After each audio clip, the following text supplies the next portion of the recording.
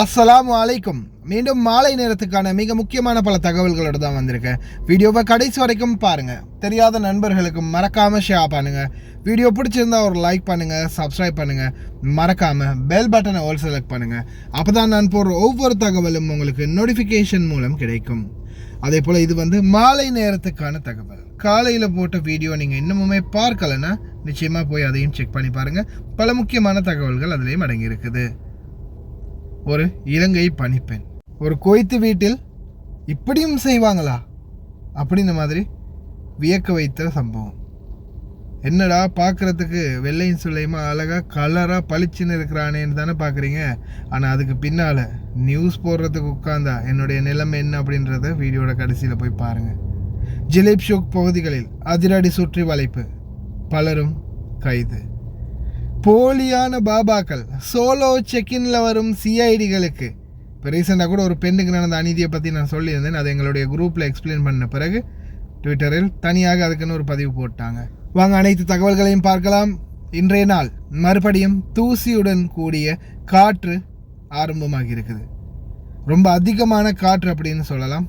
அதே போல் அப்துல் ரஹ்மான் ஹப்பாஸ் பத்திரிகை தற்போது காலநிலை ஆய்வு மையத்தில் ஒரு வீடியோவை வெளியிட்டிருக்கின்றார். அதே போல் பார்த்திங்கன்னா இன்றைக்கி காலையிலிருந்தே தூசி காற்று ரொம்ப அதிகமாகவே ஆரம்பிச்சிருக்குது. தூசி பார்த்திங்கன்னா இப்போதைய சூழலில் லிமிட்டாக தான் இருக்குது, கண்ட்ரோலில் தான் இருக்குது. ஆனால் எதிர்வரும் நாட்களில் இன்னும் அதிகரிக்கும் அப்படின்னு தெரிவிக்கிறாங்க. அதுவும் செம்புழுதி காற்று அப்படின்னு சொல்லுவாங்க இல்லையா, அந்த புழுதி காற்று வரலாம் அப்படின்னு சொல்கிறாங்க, பாலைவன காற்று. அதே போல பாருங்க அல் ஹப்பாஸ் ஒரு வீடியோ வெளியிட்டிருக்காங்க. لون لا يطاق 52 درجة مئوية مو شوية. حرارة شديدة جدا وشايفنا العرق قاعد يصبب منا من كل اتجاه. هذا يعني ان طقسنا كل ما له يصير عنف. لذلك انا جيت لإدارة الأرصاد الجوية عشان نعرف شلون يتم التنبؤ بالطقس. بشكل عام عن طريق خرائط التنبؤات العددية. قراءات يعني؟ قراءات من سطح الأرض حتى طبقات الجو العليا. نشوف الحرارات، نشوف خطوط الضغط وأيضا خطوط الحرارة. ليش ما قاعدين غبار مثل أول؟ احنا في حالات غبارية صارت ولكن أخف. يعني نسبة الأمطار احنا لاحظنا خلال السنتين اللي طافوا في نسبة الأمطار كانت أكثر نوعا ما بالمعدل، يعني وهذا يساعد على تثبيت التربة. لمعلوماتكم أول نشرة طقس وذيعت بتلفزيون الكويت كانت سنة 1972 وكانت بشكل بسيط تلائم التطور بذاك الزمان. هذا يا جماعة أول رادار بدولة الكويت يعود تاريخه إلى منتصف الستينات. أنت شايف ارتفاع درجات الحرارة اللي قاعد تصير بشكل غير طبيعي.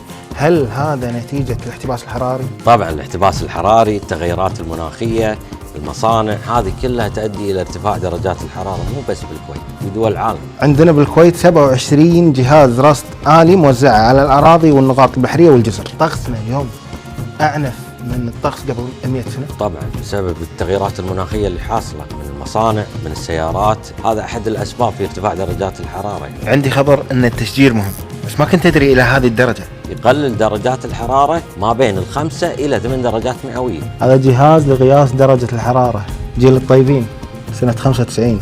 والسؤال لهم بالنسبة لي هو شنو مفروض تسوي الدولة تجاه ارتفاع درجات الحرارة بشكل متصاعد؟ هذا السؤال أترك إجابته لكم. நீங்கள் இப்போ பார்த்ததுதான் குவைத்துடைய வானிலை ஆய்வு மையம். அப்புச்சி வேலையை முடிச்சிட்டாருப்பா, வென்னுட்டாரு. நேற்று ஃபின்தாஸ் ஜமியோட ஒரு வீடியோ போட்டிருந்தாருல்ல, சரி வண்டிங்க எல்லாத்துக்குமே பலதியாக சீல் வச்சுட்டாங்க. جزاكم الله بخير.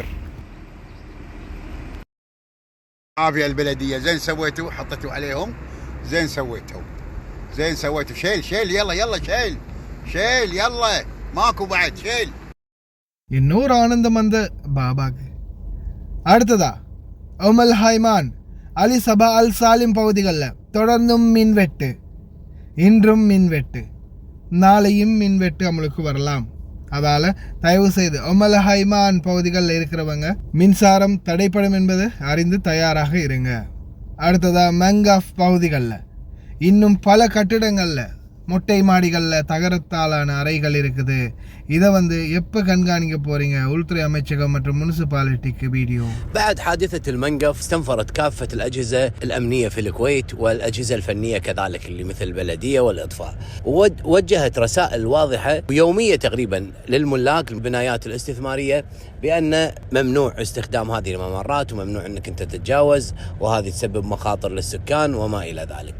لكن شوف هني الإخوان ما لهم شغل بالقانون، ما لهم شغل بالحملات التوعوية، ما لهم شغل بأي شيء، ما لهم إلا كم مدخولي الشهري يصير بعد ما أنا أخالف وأتجاوز، وأرواح البشر ما لي أي علاقة فيهم.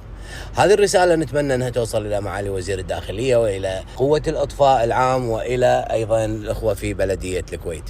هذه البناية مثل ما أنتم شايفين استحلال كامل للممرات، والأخ الثاني باني له عمارة ثانية فوق سطح. بعد حادثة المنقف استنفرت كافة 500 தினார் கட்ட தயாராகுங்க.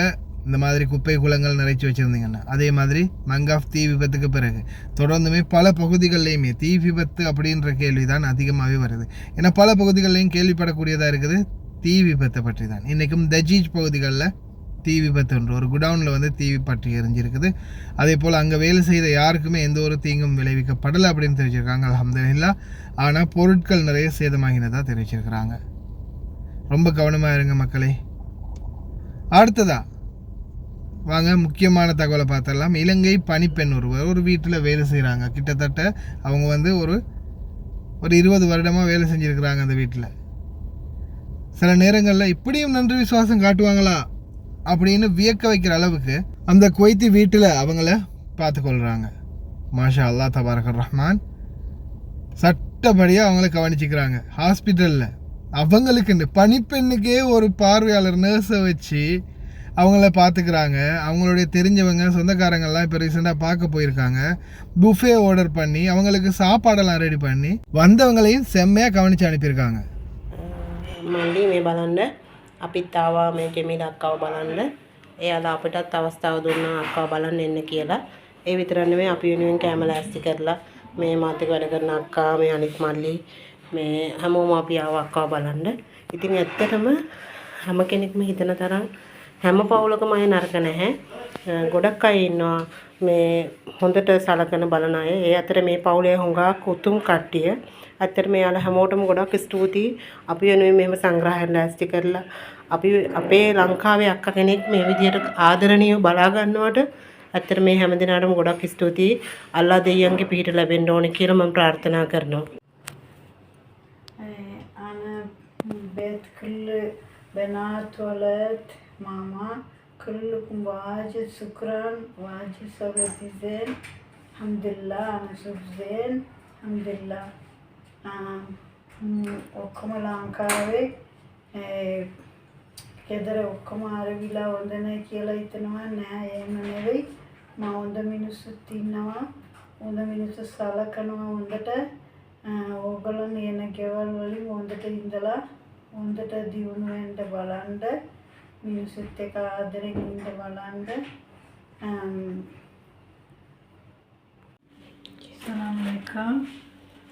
أنا بيت هذا أنا وايد صارتا الجنيجي بيت الجنيجي كل سوق عمر أنا سوق واجد زين. هذا فاميلي أنا زين العمر. هذا فاميلي كله أنا سوق زين. الجن أنا استري كيك الجن أنا صديق كله يجي سوق أتكادا كل شيء سوي الجن استري كيك قول سوي انتي استانسة كذي. واجد شكرا. هذا فاميلي كلكم واجد شكرا. இல்லை நம்ம பொதுவாகவே ஒரு சாப்பாடு எடுக்க போனதுக்காக கையை உடைச்சாங்க, படியிலேருந்து தள்ளி விட்டாங்க, சம்பளம் கொடுக்கல, போனஸ் கேட்டதுக்காக கொண்டு போய் ஏர்போர்ட்டில் விட்டாங்க, அடித்தாங்க, கழுத்தை நெரிச்சாங்க, பாலியல் தொல்லை பண்ணினாங்க. இந்த மாதிரி எத்தனையோ விடயங்களை நம்ம கேள்விப்படுறோம். தவறான பல விடயங்களை பற்றி நம்ம கேள்விப்படுறோம். அதே மாதிரி இந்த மாதிரி நல்ல செயல்கள் செய்யக்கூடியவங்களும் இருக்கிறாங்க. அதையும் நிச்சயமாக தெரியப்படுத்தணும் அப்படின்ற ஒரு காரணத்தால் தான் இந்த வீடியோ காட்சியை கொண்டு வந்தது. ஏன்னா அந்த சகோதரியே சொன்னாங்க இப்படி போனோம் இப்படி ஆயிடுச்சு, எங்களை கவனித்தாங்க. நம்ம உங்களுடைய செய்தியில் எப்போ வேண்டாலும் தொடர்ந்து பார்க்குறதே இந்த மாதிரி ஏதாவது ஒரு அடித்தது உதைச்சது பாபா மாமா கணக்கெடுக்கிறது இல்லை அப்படின்ற கேஸ் தான். நான் இப்படியும் நடக்குது, நல்லவங்களும் இருக்கிறாங்க அப்படின்றத சொன்னாங்க. ஓகே அதை கொடுங்க, நம்மளும் பப்ளிஷ் பண்ணுவோம் அப்படின்னு வீடியோ போட்டுக்கிறேன். அல்ஹம்துலில்லாஹ் அந்த மாதிரி எல்லாருமே நல்லா இருக்கணும் அப்படின்னு பிரார்த்தனை பண்ணிக்கலாம். மசரி பாபாக்கள் இங்கேயும் ரியாத்லையும் வந்து ரொம்ப அட்டகாசம் தான் பண்றாங்க. பாருங்க போலீஸ் அதிகாரி. I need to dress then I go out. Okay, Okay. yes. I need to dress then I go out. Okay, if you want to, I'm naked. I need to dress. Don't shout with me. Don't shout with me. Don't say. I don't want. Don't say. I'm naked. You see me? I'm naked. Okay, I need to dress. Okay. Okay. Yeah. Okay. Yeah. Hey, go outside from my room. Go outside from my room. Comedy பேசுங்க. ஆனால் இவங்களை பற்றி நல்ல தெளிவான ஒரு தகவல் ட்விட்டரில் பதிவிறக்கப்பட்டிருக்குது. ஏன்னா ரீசெண்டாக ஒரு பெண்ணுக்கு நடந்த அநீதியை பற்றி நான் போட்டிருந்தேன் வீடியோ உண்டு மஹபூலா பகுதிகளில்.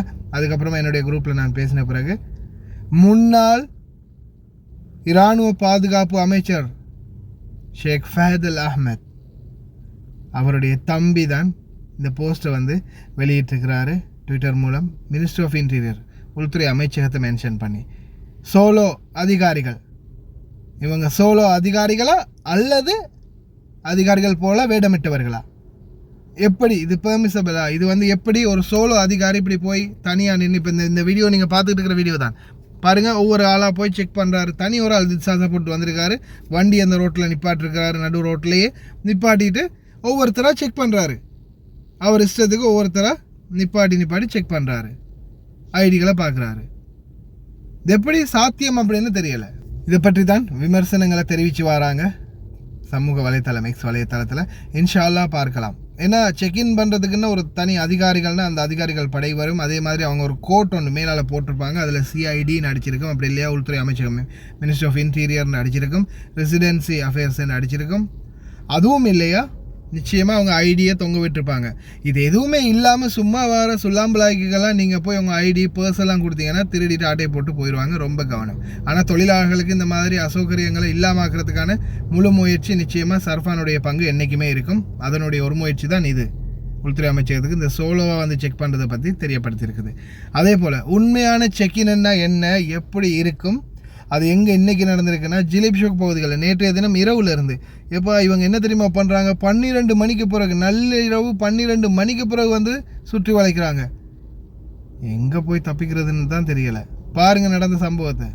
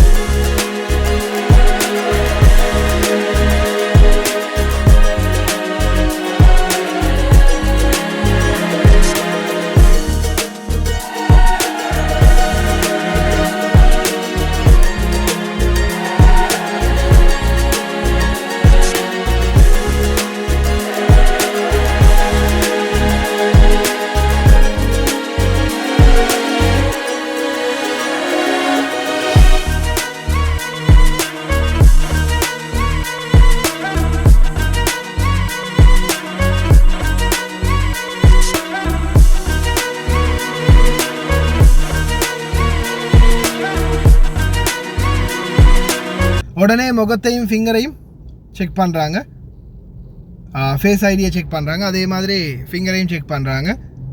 செக் பண்ணிவிட்டு உடனே குடியுரிப்பு விதிமீறல்கள்னால் உடனே கைது பண்ணுறாங்க. அதே மாதிரி காதிமில் வெளியில் வேலை பார்க்குறவங்களும் கவனமாக இருந்துக்கோங்க. நான் சொல்லியிருக்கிறேன், நீங்கள் பக்கத்து மந்தக்காவில் இருந்தீங்கன்னா சொல்லி கூட தப்பிச்சு கொள்ளலாம். ஆனால் ஜஹராவில் இருந்துட்டு ஜஹராவில் அக்காமல் வச்சுக்கொண்டு ஃபாஹிலில் வேலை செஞ்சிங்கன்னா கடைசி வரைக்கும் உங்களால் தப்பிக்கவே முடியாது, பிடிச்சி உள்ளே போட்டுருவாங்க. 40வது ரிங் சாலை நாம் நேற்றைய முன்தினம் பார்த்தோம். அஹமதி பக்கம் இருந்து வரும்போது சபஹியா, தஹர், ஃபேதல் அஹமத் இந்த பகுதிகளுக்கு இடைப்பட்ட ஒரு ஏரியாவில் பள்ளங்கள் அதிகமாக இருக்கிறது. அதே போல தான் இதே 40வது ரிங் சாலையில் குசூர் தாண்டி அதான் அடுத்தது என்ன மிஸ்ரஃப் பயான் இந்த ஏரியாவுக்கு வார கேப்பில் சபஹா சாலிம் நெருங்கும் வரைக்கும் பல இடங்களில் பள்ளங்கள் இருக்குது. ஏன்னா இன்றைக்கி நான் வரும்போதே பார்த்தேன், ஏற்கனவே ஒரு டெலிவரி ஓட்டுநர் பாவம் வெயிலில் நின்று ஒரு டயர் மாற்றிக்கிட்டு இருந்தார். அதே போல் அதுக்கு முன்னாடி இன்னும் கொஞ்சம் தூரம் வரும்போது அதான் சபஹா சாலிம் பிரிட்ஜை தாண்டி வரும்போது அந்த இடத்துலையும் கூட பல இடங்களில் நல்லா பார்த்துக்கோங்க.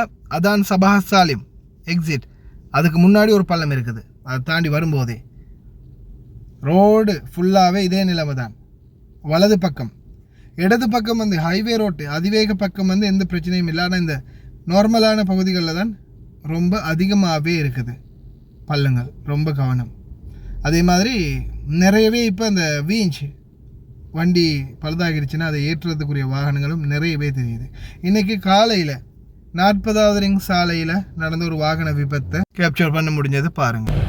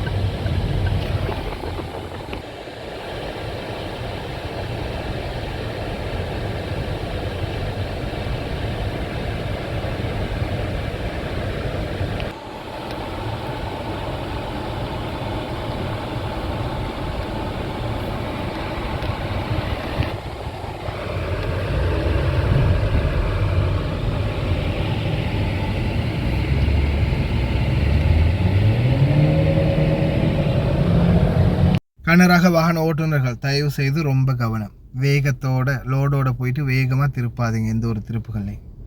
அதே போல் குவைத்துடைய மீன் சந்தைகளில் தொடர்ந்துமே அதிரடி சோதனைகளை முன்னெடுத்து வராங்க குவைத்துடைய வணிக வர்த்தக அமைச்சகம்.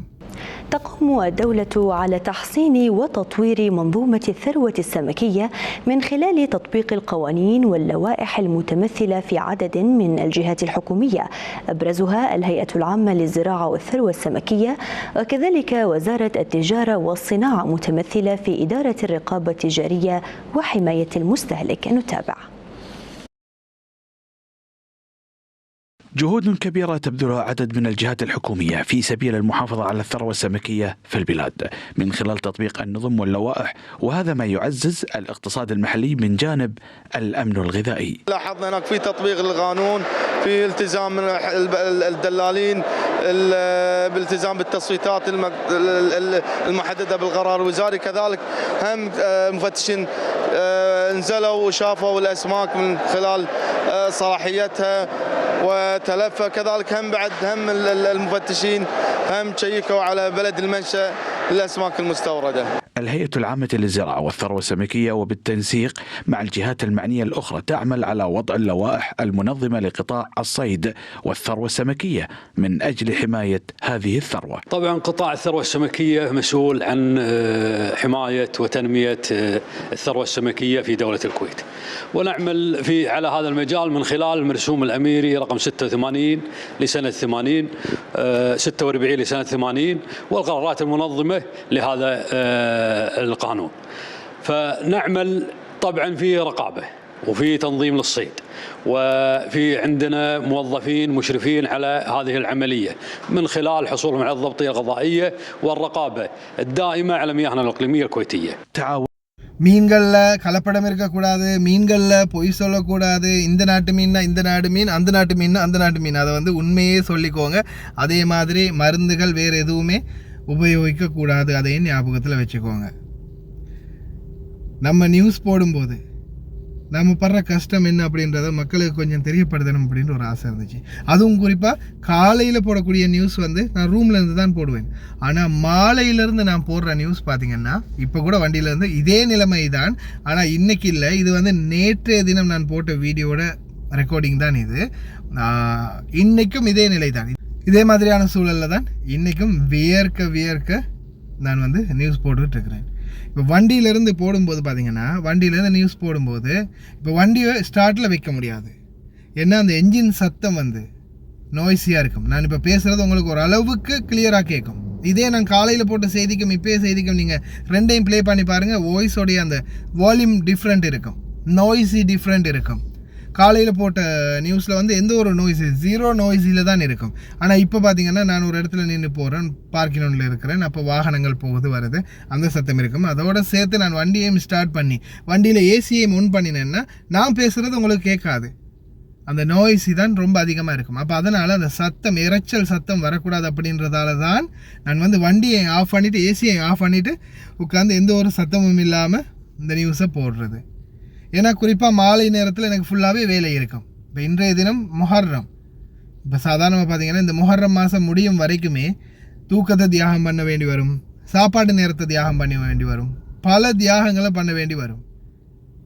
அதே மாதிரி இன்றைக்கி காலையில் நடந்த சம்பவம் என்னென்னு பார்த்தீங்கன்னா, காலையில் நான் வந்து நேற்று நைட்டு ஹுசைனியா போயிட்டு எல்லாம் முடிச்சுட்டு மாமாவோட வரும்போது 1:30 மணி. அதுக்கப்புறமா வந்து அவங்களுக்கு இன்றைக்கி உங்களுக்கு காலையில் போடுற நியூஸை நான் ரெடி பண்ணி முடியும் போது 5:30 மணி. அதுக்கப்புறமா இன்றைக்கி சாப்பாடு நான் முன்னாடியே ஒரு வீடியோவில் காட்டியிருப்பேன், அந்த டின்களில் சாப்பாடு ரெடி பண்ணுவாங்க அந்த அலுமினிய பாத்திரங்களில், அது மாதிரி சாப்பாடு இன்றைக்கி ரெடி பண்ணியிருந்தாங்க. அப்போ அந்த சாப்பாடெல்லாம் கொண்டு போய் டிஸ்ட்ரிபியூட் பண்ணணும். அந்த சாப்பாடு சமைக்கிறவங்களுக்கு காலை சாப்பாடு இன்றைக்கி எங்களோட மாமா வழங்கியிருந்தாங்க. அப்போ அந்த சாப்பாடுகள்லாம் ரெடி பண்ணி காலையில் 6 மணிக்கே கொண்டு வந்து கொடுத்துட்டாங்க, காலை சாப்பாடை கொண்டு போய் கொடுக்க சொல்லி. அப்போ 5:30 மணிக்கு நியூஸை முடிச்சுட்டு பாத்ரூம் போயிட்டு குளித்து ரெடி பண்ணிவிட்டு வெளியே வந்து அப்படியே அந்த சாப்பாடு எடுத்துகிட்டு போனது. அப்போ இன்றைய நாள் தூக்கம் இல்லை. வெள்ளிக்கிழமையில் பொதுவாகவே எனக்கு தூக்கம் இருக்காது. ஏன்னா வெள்ளிக்கிழமை நாள் தான் ஃபுல்லாகவே வீடு கழுவுறது, வண்டி கழுவுறது. நம்ம ஏரியாவில் இருக்கிற நம்ம நியூஸ் பார்க்கக்கூடிய 2-3 சகோதரர்கள் கூட பார்த்துட்டு போனாங்க, என்ன இந்த டைமில் இந்த நாளில் கழுவிட்டு இருக்கிறீங்க, லீவெல்லாம் போகிறது இல்லையா அப்படின்னு கேட்டாங்க. அதெல்லாம் போய் எத்தனை வருஷம் ஆகுது. நம்மளை எங்கேயாவது சிட்டியில், குவைத் சிட்டியில் யாராவது கண்டிருப்பீங்களா? இல்லை வேறு எங்கேயாவது லீவில் ஏதாவது ஃபங்க்ஷனில், மியூசிக்கலில், ப்ரோக்ராம்களில் ஏதாவது ஒன்றில் கண்டிருப்பீங்களா? என்றைக்குமே நம்மளை கண்டிருக்க மாட்டீங்க. நம்மனா எங்கேயுமே போகிறதில்ல, எனக்கு லீவுன்றதே நான் எடுக்கிறதில்ல. அதுதான் நம்மளோட நிலை. வெள்ளிக்கிழமையில் தான் வீடு சுத்தம் பண்ணணும், ஹோஸ் சுத்தம் பண்ணணும், வெளியில் கழுவணும், வண்டிகளை கழுவணும், அப்போ அந்த கிளிக்கூடு இருக்கும் அதை சுத்தம் பண்ணணும். இப்படி பல தரப்பட்ட வேலைகள் இருக்கும். அது எல்லாமே செய்கிறதுக்கு எனக்கு கிடைக்கிற நாள் வந்து வெள்ளிக்கிழமை தான். வெள்ளிக்கிழமை தான் மெயினாக எடுக்கிறது. ஏன்னா மற்ற நாளைகள்ல எல்லாம் பார்த்திங்கன்னா ஒரு 10 மணிக்கு மேலே போயிடுவாங்க எல்லோரும். 10 மணிக்கு முதல்லே போயிடுவாங்க. இப்போ வெள்ளிக்கிழமைனா ஒரு 10 மணி 11 மணி வரைக்கும் சரி தூங்குவாங்க. அதனால தான் இந்த நாளை நான் சூஸ் பண்ணுறது. அப்போ இந்த வெள்ளிக்கிழமையில் கூட லீவில் போக முடியாத சூழல். சரி, ஏதோ மக்களுக்கு நல்லது செய்கிறோம் அப்படின்ற ஒரு மன திருப்தி இருக்குது. நல்லது செய்கிறனா இல்லையா அப்படின்றத மறக்காமல் கமெண்டில் சொல்லுங்கள். என்னை பொறுத்தவரையில் இந்த வியர்வை, இந்த வலி, இப்போ நான் அல்ஹம்துலில்லாஹ் அல்லாஹ் போதுமானவன். அல்லாஹ் எந்த ஒரு குறையும் இது வரைக்கும் நோயும் தந்ததில்லை பெரிய அளவில். ஏன்னா நான் இப்போ வரைக்கும் கிட்டத்தட்ட 2500 வீடியோ போட்டிருப்பேன்னு நினைக்கிறேன். கிட்டத்தட்ட 55,000க்கு மேலே சப்ஸ்கிரைபர் வந்திருக்கிறீங்க. ஆனால் உங்கள் எல்லாருக்குமே என்னால் முடிந்த அளவு நல்ல தகவல்களை தொடர்ந்தும் நான் தந்து கொண்டே இருக்கிறேன். ஒரு நாளைக்கு 4 வீடியோ சிங்களம் தமிழில் தொடர்ந்து ஒவ்வொரு நாளும் விடாமல் கொடுத்துக்கிட்டே இருக்கிறேன். அதுக்குரிய முயற்சியை நான் என்னால் முடிஞ்ச அளவு ட்ரை பண்ணி எடுத்துக்கிட்டே இருக்கிறேன். இன்னும் மேலும் மேலும் உங்களுக்கு ஏதாவது முடிஞ்ச நல்லதை செஞ்சு உங்களை எல்லாரையும் பாதுகாக்க என்னால் முடிஞ்ச வழிகளை நிச்சயமாக முயற்சிகளை எடுப்பேன். அது நிச்சயம், சத்தியம். ஓகே ஃப்ரெண்ட்ஸ், கடைசி வரைக்கும் பார்த்த எல்லாருக்குமே ரொம்ப நன்றி. தெரியாத நண்பர்களுக்கு மறக்காமல் ஷேர் பண்ணுங்கள். வீடியோ பிடிச்சிருந்தா ஒரு லைக் பண்ணுங்கள், சப்ஸ்கிரைப் பண்ணுங்கள். இன்னொரு நல்ல வீடியோவில் சந்திக்கலாம்.